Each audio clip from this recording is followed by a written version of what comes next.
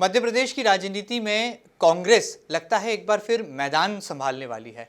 कारण भी साफ है, मध्य प्रदेश के नेता हैं, ओबीसी वर्ग से आते हैं और कांग्रेस के सबसे वफादार भी कहे जाते हैं। जी, हम बात कर रहे हैं पूर्व एमएलए सत्यनारायण पटेल की। ये वो चेहरा है जिसे अब राष्ट्रीय राजनीति में कांग्रेस आलाकमान ने एक बड़ा दायित्व, एक बड़ी जिम्मेदारी सौंपी है।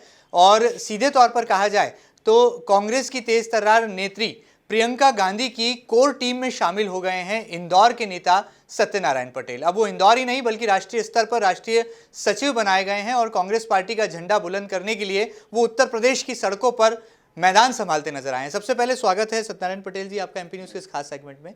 बड़ी जिम्मेदारी दी है, आपकी पार्टी ने आपको चुना है, राष्ट्रीय सचिव बनाया है और बड़ी बात यह भी है कि यूपी का प्रभारी भी आपको बनाया गया है। प्रियंका गांधी की यात्रा को पूरी तरह से अल्पविराम देकर आप लौटे हैं। क्या कुछ हवाएं यूपी की राजनीति की आपको दिखाई पड़ रही हैं? निश्चित ही प्रियंका जी के नेतृत्व में एक बहुत बड़ा परिवर्तन सामने लग रहा है जी। और प्रियंका गांधी जी बहुत मेहनत भी कर रही है और लोगों को जो हमारी प्रतिज्ञा जो जारी की, वचन पत्र जारी की जो किया है वो हमारी प्रतिज्ञा यात्रा ही नाम था उसका। उसमें 5-7 प्रतिज्ञाएं हैं। किसानों का कर्ज माफ़ करना, बालिकाओं को जो 12वीं पास कर ले उसको स्मार्टफोन देना, कॉलेज पास कर ले उसको हमको स्कूटी देना हमारे घोषणा पत्र में, और जो किसानों का बिजली का बिल हाफ, और इसी के साथ साथ जो कोरोना में कई लोग बेचारे दुखी थे योगी और मोदी के नेतृत्व में,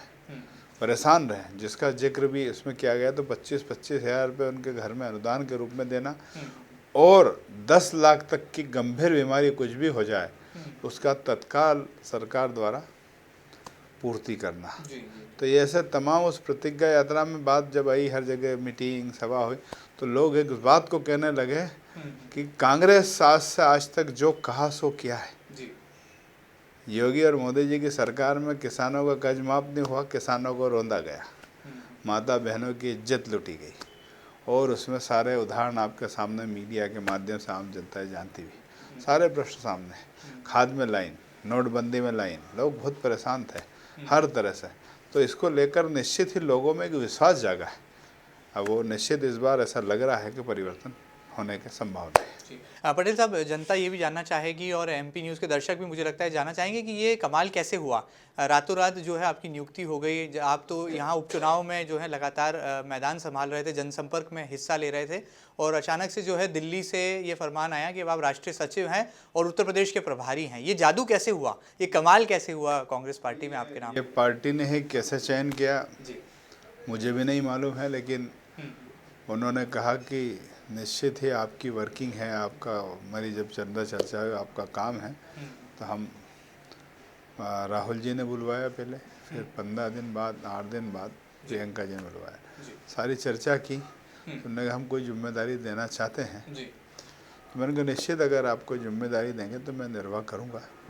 तो उन्होंने सारी जांच पड़ताल जो भी प्रोसेस होगा उससे की, और उन्होंने करके फिर उन्होंने मुझे जिम्मेदारी दी, और वो विश्वास मुझ पर किया है। तो मेरी पूरी कोशिश होगी कि पार्टी के लिए मैं और गांधी परिवार के लिए मैं खरा उतरूँ। बड़ी बात है, गांधी परिवार के प्रति समर्पण की भावना है और कांग्रेस का झंडा कल भी उठाते आए हैं और आने वाले कल में भी उठाएंगे, ऐसा दावा कर रहे हैं श्री सत्यनारायण पटेल। पटेल साहब, एक सवाल मेरे जहन में है, आगे 8 पीछे सपाट। आप उत्तर प्रदेश की सड़कों पर निकले, प्रियंका जी के साथ नजर आए, लेकिन एमपी में हाथ आई सीटें भी आपकी कांग्रेस पार्टी से चली गई। जो परंपरागत वोट बैंक था कांग्रेस का आदिवासी, वो सीटें उपचुनाव में आपकी पार्टी हार गई। क्या लगता है, कहीं ऐसा तो नहीं लगता कि यूपी चुनाव में आप लगे और मध्य प्रदेश में नुकसान हो गया आपकी ही पार्टी को? कैसे? ऐसा नहीं है। हमारी पार्टी में हमारे कमलनाथ जी के नेतृत्व में हम बहुत मजबूती से, हमने सरकार भी बनी थी।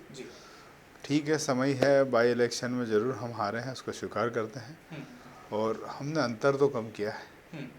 लोकसभा में काफ़ी अंतर कम किया है, जो अभी आंकड़े सामने आ रहे हैं उसके आधार पर। तो ऐसा नहीं है। तो कुल मिला के बात यह की जाए कि हमने जो अंतर था वो कम किया है, और बाई इलेक्शन हम निश्चित ही हारे हैं। वो परिणाम सारे फाइनल हो ही जाएंगे जब सामने आएंगे। तो कहीं जब कमी होगी उसको हम सुधारेंगे, लेकिन कुल मिला के बात यह है कि अभी ये चुनाव पूरा धनबल से हो रहा, नोट बल से हो रहा है, आरोप है आपका, और निश्चित ही हो रहा है, जिससे सरकार भी गिरी धनबल और नोट बल पर। तो ये सारी चीज़ें सामने हैं। विधायक मैं तो कह रहा हूँ कि हर बार सब्जी की मंडी लगती थी, गेहूँ और अनाज की मंडी लगती थी। अब दुर्भाग्य है कि विधायकों की मंडी लगने लगी, ये पहली बार भारतीय जनता पार्टी की सरकार में हुआ है। ये दुर्भाग्यपूर्ण है, देशव्यापी हो या प्रदेश। नेता बिकते हैं आपका कहना है। चलिए, बड़ी बात है। बहरहाल ये राजनीति में नैतिकता का पतन भी है और इस पर चिंतन और मनन की जरूरत है, राजनीतिक दलों को भी और आम जनता को भी, क्योंकि जिस तरह से जो भी एक बदला हुआ परिदृश्य राजनीति का देखने को मिल रहा है, ये हैरत में डालने वाला है। बहरहाल आगे बढ़ते हैं पटेल साहब। मध्य प्रदेश की राजनीति की बात भी हम करेंगे, लेकिन सबसे पहले ये भी जानना चाहेंगे कि राहुल गांधी जी लगातार कांग्रेस पार्टी का कमान संभाल रहे हैं, नेतृत्व कर रहे हैं, लेकिन प्रियंका गांधी जी में एक अलग आग, एक अलग जुनून दिखाई पड़ता है। जब वो उत्तर प्रदेश की सड़कों पर निकलती हैं तो हजारों की तादाद में जनता की भीड़ उनकी एक झलक पाने को आतुर नजर आती है, हुजूम का हुजूम उमड़ पड़ता है। और जब किसानों के समर्थन में वो सड़क पर खड़ी होती हैं तो कहा जाता है कि उनमें इंदिरा गांधी जी का जो है अक्स नजर आ रहा है। आप क्या मानते हैं, क्या वाकई में अब वो वक्त आ गया है, अब वो मोड़ आ गया है जब कांग्रेस पार्टी को प्रियंका गांधी जी के चेहरे को आगे लाना होगा? आप क्या मानते हैं व्यक्तिगत तौर पर? सवाल ये है कि ये सारा निर्णय हमारे यहाँ की हमारी राष्ट्रीय अध्यक्ष सोनिया गांधी ही करेगी और राहुल जी और ये बैठ के ही करेंगे क्या करना है। ये विषय हमारा नहीं है। ये तो निश्चित ही राष्ट्रीय लेवल पे माननीय हमारी अध्यक्षा सोनिया गांधी और ये फैसला करेगी कि जैसे पिछली बार भी मैं ये कहूँगा, देश आज़ादी के बाद कई बड़े देश और कई प्रजातांत्रिक देश हैं, उसमें एक सबसे बड़ी घटना हुई है वो कांग्रेस के कार्यकाल में हुई, जो कि मेरे ख्याल है कहीं पे नहीं हुई, जो कि सोनिया गांधी ने 10 साल सरकार चलाई, डॉक्टर मनमोहन सिंह जी को भेजा और पूरा बहुमत होने के बाद इतना बड़ा पद कोई ठुकरा दे, ये विश्व की पहली घटना है। और दूसरा उदाहरण मैं आदरणीय अडवाणी जी का दूंगा। बड़ा दुखी भी होता हूँ कभी कभी, इतने सीनियर, हमारे यहाँ हर जूनियर और सीनियर का सम्मान होता है जी, और उनके मान सम्मान होता है, और वो जो फैसला कर देते हैं फाइनल होता है। और इसी प्रकार मैंने तो माननीय प्रधानमंत्री नरेंद्र मोदी जी के विजुअल भी देखे कि मेरे गुरु हैं, आप तो प्रधानमंत्री बने, और वही 2 साल बाद हमने देखा है कि अडवाणी जी घर जाओ, अब हम संभालेंगे।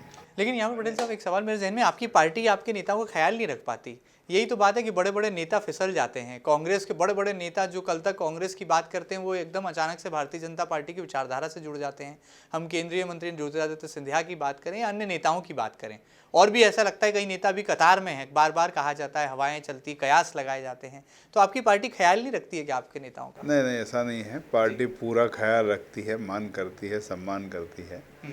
और ये दल जो है, जिस दल ने देश को आज़ादी दिलाई और एक देश के माननीय इंदिरा जी ने 2 टुकड़े किए, और ये भी विश्व की सबसे बड़ी घटना है जो कि हम 75वीं वर्षगांठ भी मना रहे हैं, और 50वीं वर्षगांठ एक देश के 2 टुकड़े के थे। 1,90,000 सेना को आत्मसमर्पण भारत की सेना ने कराया, वो इंदिरा जी के नेतृत्व में कराया, जो विश्व के पूरे देशों ने हमको ठुकरा दिया था। इसके बावजूद भी अगर इंदिरा जी ने किसी प्रकार का जो है बांग्लादेश का जन्म हुआ तो इंदिरा जी के नेतृत्व में, कांग्रेस के प्रधानमंत्री के नेतृत्व में हुआ।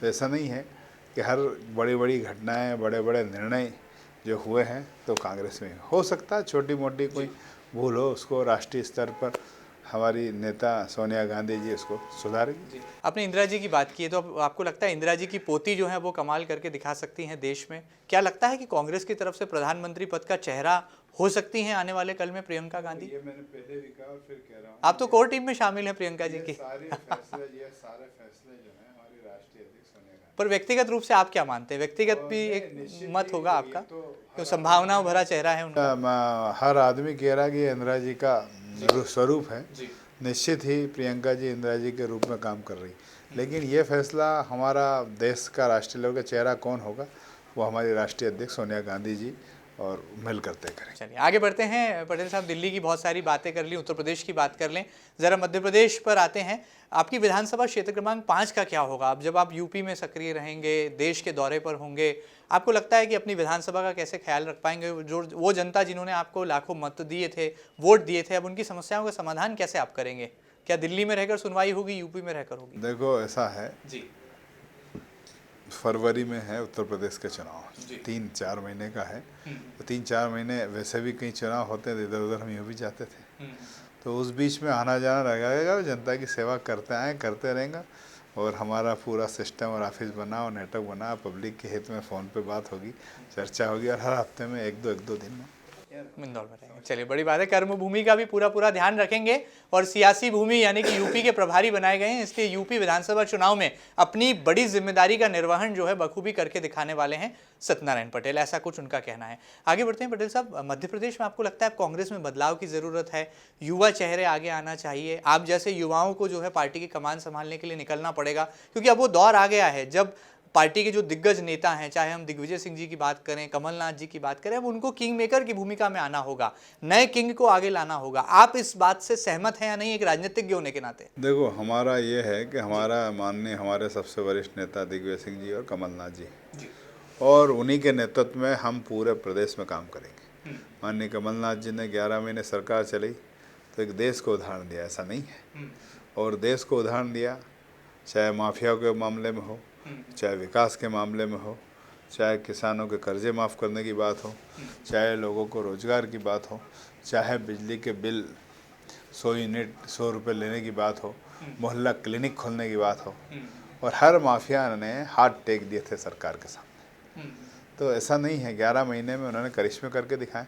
तो हम माननीय कमलनाथ जी और दिग्विजय सिंह जी के नेतृत्व में ही हम बेहतर तरीके से काम करेंगे, और उन्हीं वो जो उनके दिशा निर्देश होंगे उस पर हम चलेंगे। पर युवाओं को आगे आना होगा, क्योंकि भारतीय जनता पार्टी तो दिनों दिन युवा आगे ला रही है। खुद भी युवाओं को आगे लाते जा रहे हैं, ऐसा नहीं है, और निश्चित ही युवाओं को आगे लाते जा रहे हैं, जिसका सब मिलकर काम भी कर रहे हैं। चाहे हमारे यहाँ तमाम लोग हैं जो आगे बढ़ रहे हैं। अच्छा पटेल साहब, एक सवाल और था, ये भी सियासी सवाल है, राजनीतिक पंडित भी इस पर आकलन लगाते हैं। मध्य प्रदेश की जो राजनीति है ये ओबीसी वर्ग के इर्द गिर्द घूमती है। यदि हम भारतीय जनता पार्टी की बात करें तो वहां पर शिवराज सिंह चौहान जी एक ओबीसी का चेहरा है, कांग्रेस के पास ओबीसी चेहरों की कहीं कोई दरकार नजर आती है। आप भी एक ओबीसी वर्ग से आते हैं, उनका प्रतिनिधित्व करते हैं, क्या भविष्य में कोई अवसर मिला तो आप निकल पड़ेंगे कांग्रेस को जिंदा करने के लिए, कांग्रेस का जीत का झंडा लहराने के लिए मध्य प्रदेश की सड़कों पर? देखो, हम तो सवाल इस बात का है कि हम कांग्रेस के लिए पूरी तरह आगे हैं, आगे रहेंगे, लेकिन हम वरिष्ठ नेता, हमारे जो सीनियर हैं, उनके नेतृत्व में ही हम आगे बढ़ेंगे। चलिए, राजनीतिक सवाल का राजनीतिक जवाब यहाँ पर सूझबूझ से दे रहे हैं सत्यनारायण पटेल हैं,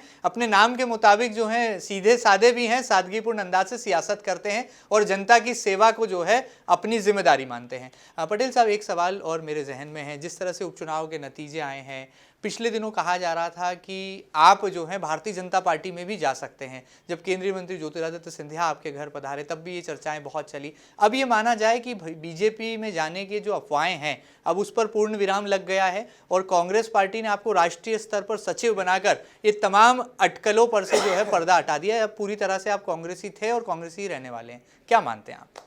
देखो, मेरी देश आज़ादी से लेकर आज तक हमारा परिवार कांग्रेस में है जी। पिताजी ने स्पष्ट रूप से कह दिया था कि हम सिंधिया जी के व्यक्तिगत रूप से साथ हैं, विचारधारा में नहीं। ये स्पष्ट रूप से हमने शुरू से एक बात करें, लेकिन मीडिया कुछ लोग अफवाहें उड़ाते थे कि इधर हो रहे हैं उधर हो रहे हैं, लेकिन ना इधर जाना था ना उधर जाना था।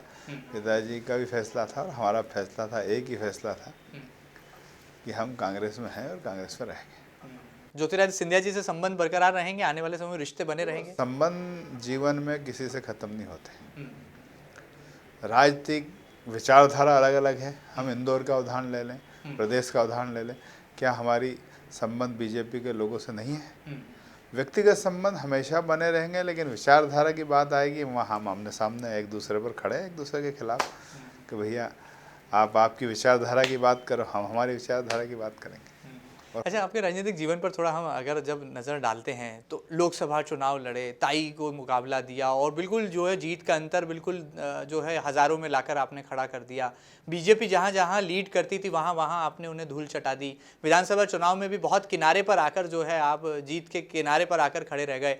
देपालपुर में लगातार आप ग्रामीणों की समस्याएं सुनते रहे, किसानों के नेता भी बने, ओबीसी वर्ग का प्रतिनिधित्व भी किया और अब राष्ट्रीय पदाधिकारी बने हैं। किस तरह से अपनी इस यात्रा को देखते हैं और अब जो मुकाम पर आप बैठे हैं, अब यहाँ से अगला लक्ष्य आपने क्या तय किया है?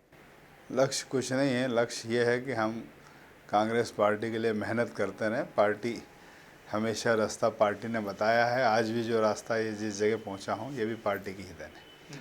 तो निश्चित ही अपनी लाइन बढ़ाते चलो, काम आगे करते चलो और बढ़ते चलो, यही लक्ष्य है। अच्छा पटेल साहब, हमने सुना है कि कांग्रेस में जो है गुटबाजी की भी कहानी है। दिग्विजय सिंह जी का कभी होना पड़ता है, कभी कमलनाथ जी का होना पड़ता है, यहाँ नहीं बने तो दिल्ली दरबार में हाजिरी देना पड़ती है। आप किसके हैं, आपका नेता कौन है? क्योंकि सिंधिया जी जो आपके नेता थे वो तो बीजेपी में चले गए। हमारे नेता जो हैं, हमारी नेता है सोनिया गांधी। सोनिया गांधी के बाद प्रदेश में हमारे सबसे वरिष्ठ नेता जो हैं दो, आदरणीय दिग्विजय सिंह जी, आदरणीय कमलनाथ जी, वो हमारे नेता है, सीनियर है हमारे। क्या क्या कहेंगे, ये जो बड़ी जिम्मेदारी अब आपको मिली है इसका निर्वहन करेंगे और मध्य प्रदेश की राजनीति में इसका कितना असर पड़ेगा? क्योंकि एमपी में भी आप जैसे युवा चेहरों की ही भूमिका अब उभर कर आती है, कितना असर एमपी में दिखेगा? ये थे हम उत्तर प्रदेश के बाद जब जहाँ जरूरत लगेगी, और मध्य प्रदेश में भी हम माननीय हमारे प्रदेश अध्यक्ष जी कमलनाथ जी के नेतृत्व में और वरिष्ठ नेता दिग्विजय सिंह के नेतृत्व में बेहतर तरीके से हम काम करेंगे, जो भी दिशा निर्देश होगा समय समय पर। एक और सवाल है सत्तू भैया, आप लगातार अब प्रियंका गांधी जी के संपर्क में रहने वाले हैं, यूपी चुनाव तो संभालना ही है, लेकिन क्या एमपी भी आने वाली हैं प्रियंका गांधी? भविष्य में उत्तर प्रदेश के बाद मैडम का जो भी राष्ट्रीय अध्यक्ष हमारी सोनिया गांधी जी फैसला करेगी, राहुल गांधी जी फैसला करेंगे, उसके बाद जहाँ जहाँ जरूरत लगेगी प्रियंका गांधी की हम एक स्टार प्रचारक के रूप में हम निश्चित ही काम लेंगे। चलिए, बड़ी बात है। आखिर में जाते जाते अपने जो तमाम आपके प्रशंसक हैं उनको क्या संदेश देंगे, एमपी की जनता से क्या वादा करेंगे?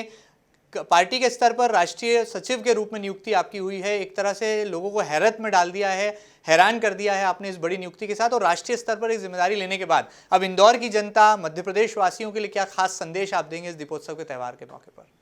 सबसे पहले मैं संदेश तो एक ही दूंगा कि हम सब मिलकर दीपावली की आपको, आपके परिवार को, सबको हार्दिक शुभकामना व्यक्त करता हूँ, बधाई देता हूँ और ईश्वर से प्रार्थना करता हूँ कि हम सब मिलकर देश में कोरोना महामारी से हम मुक्ति पाएँ और जल्दी से जल्दी हमारी इकोनॉमिक जो बिगड़ी है वो हमारी देश की, प्रदेश की सरकारों की कुछ भूलों से बिगड़ी है, उसको हम बेहतर तरीके से सामूहिक रूप से मिलकर सुधारें और लोगों को रोज़गार दें, लोगों को काम दें, लोगों के रोज़गार जो ख़त्म हुए उस पर हम हाथ बटाएं और ऐसी कोई पॉलिसी बनाएं जिससे हम रोज़गार तक पहुँचे लोगों के लिए। जो पीछे गया देश 10-15 साल प्रदेश, वो एकदम फिर से रेस करें। चलिए, बड़ी बात है, कम शब्दों में बड़ी बात कहते हैं और राजनीति को बड़े सूझबूझ के साथ जो है अंजाम देते हैं। जनता की सेवा की कसम भी खाई है और सत्यनारायण पटेल जी के नाम में ही कहा जाता है कि सत्य भी छुपा है और कहा जाता है कि नर में ही नारायण का वास होता है। तो जब सत्य भी हो और नर में नारायण का वास भी हो तो राजनीति में ऐसे जो जिंदा दिल व्यक्तित्व हैं वो जरूर एक ऊंची मंजिल को छूते हैं। बहरहाल देखना होगा कि अखिल भारतीय कांग्रेस कमेटी के राष्ट्रीय सचिव बनने के बाद क्या कमाल करते हैं इंदौर के सत्तू भैया, और क्या यूपी में प्रियंका गांधी की आंधी चलती है। और आने वाले कल में जब मध्य प्रदेश में मिशन 2023 की तैयारी शुरू होगी और देश में मिशन 2024 का आगाज होगा तो सत्यनारायण पटेल जैसे जो नेता हैं वो कितने पुरजोर तरीके से कांग्रेस पार्टी का झंडा उठाएंगे और जनता की बात को सही सदन तक लेकर जाएंगे। एमपी न्यूज़ के इस खास सेगमेंट में फिलहाल इतना ही। सत्यनारायण पटेल जी, आपने बहुत सारा समय दिया और इंदौर आते ही आपने एमपी न्यूज़ के दर्शकों से जो है अपने दिल की बात साझा की, हम आपका बहुत बहुत शुक्रिया अदा करते हैं। ताज़ा तरीन खबरों के लिए लगातार बने रहें आपके अपने न्यूज़ चैनल एमपी न्यूज़ के साथ। फिलहाल दीजिए इजाजत, नमस्कार। एमपी की नब्ज, एमपी का हाल, मध्य प्रदेश की हर खबर एमपी न्यूज टीवी के साथ। लगातार खबरों के लिए सब्सक्राइब करें हमारा YouTube channel MP news TV. Latest updates के लिए बेल आइकन दबाना जरा भी न भूलें।